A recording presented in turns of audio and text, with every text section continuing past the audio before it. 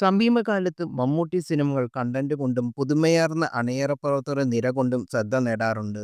ഇപ്പോഴിതാ ഫാമിലിയുടെ സംവിധായകൻ നിതീഷ് സഹദേവന് മമ്മൂട്ടി കൈ കൊടുത്തിരിക്കുകയാണ്. നിതീഷ് തന്നെയാണ് ഇക്കാര്യം സമൂഹ മാധ്യമങ്ങളിലൂടെ അറിയിച്ചിരിക്കുന്നത്.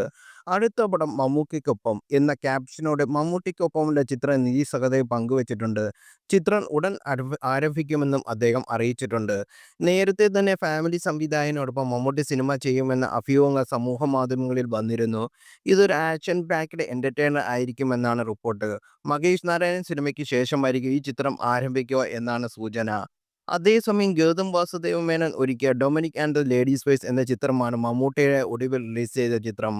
ഗൗതം മേനോൻ ആദ്യമായി മലയാളത്തിൽ ഒരുക്കിയ ഈ ചിത്രത്തിൽ ഒരു ഡിറ്റക്റ്റീവായിട്ടാണ് മമ്മൂട്ടി അഭിനയിച്ചിരിക്കുന്നത്.